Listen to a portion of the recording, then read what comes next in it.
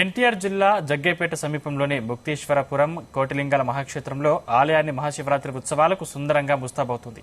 ముక్తీశ్వరపురం స్వామివారి ఆలయంలో ఏర్పాట్లు రానున్న భక్తులకు తగ్గట్లుగా జరుగుతున్నాయి. ముక్తేశ్వర మహాక్షేత్రంలో ఈ ఉత్సవాలు రాష్ట్ర దేవాదాయ శాఖ ఆధ్వర్యంలో ఘనంగా జరుగుతున్నాయి. ఉత్సవాల్లో పరమేశ్వరుడి దర్శనానికి పక్క జిల్లాల ప్రజలతో పాటు తెలంగాణ నుంచి భక్తులు తరలి వస్తుంటారు.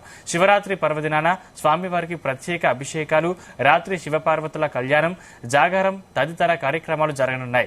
వాటిని అక్కడి అర్చకుల నుంచి మా ప్రతినిధి యశ్వంత్ అందిస్తారు. మహాశివరాత్రి పురస్కరించుకొని ప్రముఖ దేవాలయాలన్నీ కూడా ఘనంగా ఏర్పాట్లు జరుగుతున్నాయి. ఈ తరుణంలోనే ఎన్టీఆర్ జిల్లా జగ్గేపేట సమీపంలో ఉన్న కోటిలింగాల మహాక్షేత్రంలో కూడా శివరాత్రి ఏర్పాట్లు ఘనంగా జరుగుతున్నాయి.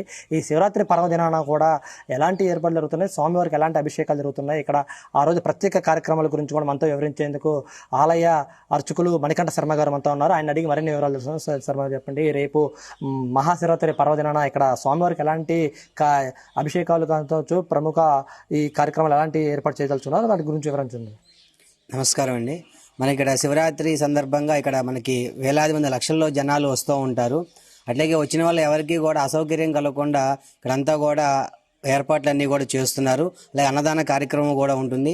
అలాగే శివరాత్రి రోజు మనకి ఇక్కడ శివలింగ ప్రతిష్టలు కూడా విశేషంగా ఇక్కడ జరుగుతూ ఉంటాయి. అలాగే ఇక్కడ మనకి ఏంటంటే దేవాలయంలో స్వామివారు విశేషంగా 5 అవతారాలతో దర్శనమిస్తారు.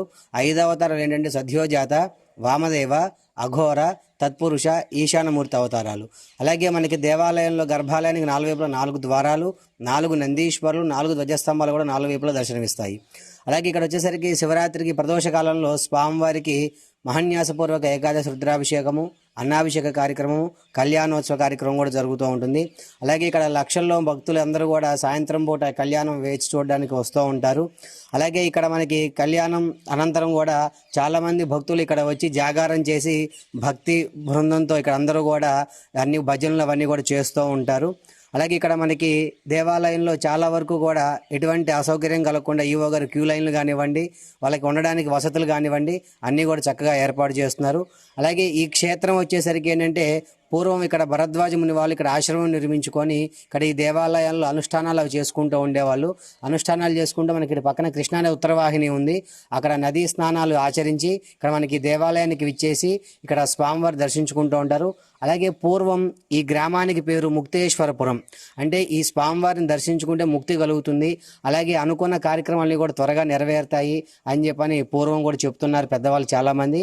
అలాగే ఇక్కడ కృష్ణానదిలో స్నానం చేసి మన స్వామివారిని దర్శించుకొని ఇక్కడ ప్రతిష్ఠ చేసుకోవడం వల్ల ప్రతి ఒక్కరి కార్యక్రమాలు కూడా అన్నీ కూడా చక్కగా నెరవేరుతున్నాయి.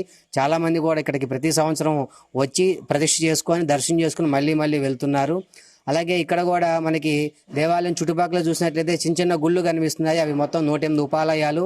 అవి లోపల పక్క 32 స్వామిక పరివారాలు, అలాగే 26 రకాల అమ్మవార్లు, 18 శివుని యొక్క అవతారమూర్తులు, 6 రకాల గణపతులు, 6 రకాల సుబ్రహ్మణ్యేశ్వర స్వాములు, అలాగే శ్రీదేవి భూదేవి సమేత కోనేటిరాయుడు వెంకటేశ్వర స్వామి క్షేత్ర బాలకుడుగా ఈశాన్య భాగంలో స్వామివారి దర్శనం ఇవ్వడం జరుగుతుంది.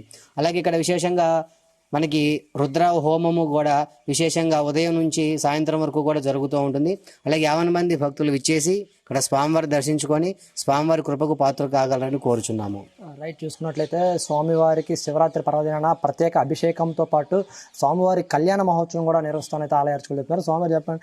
అదేవిధంగా చూసుకున్నట్లయితే అదే శివరాత్రి పర్వదినాన కూడా భక్తులు కూడా పెద్ద ఎత్తున తరలి వచ్చి స్వామివారి దర్శించుకుంటారు. దానికి సంబంధించిన ఏర్పాట్లు కూడా అన్ని చేస్తున్నట్లు కూడా ఆలయ అర్చకులు అయితే మాత్రం మణికంఠ శర్మ గారు తెలుపుతున్నారు. Yashwant, Zee News, జగే.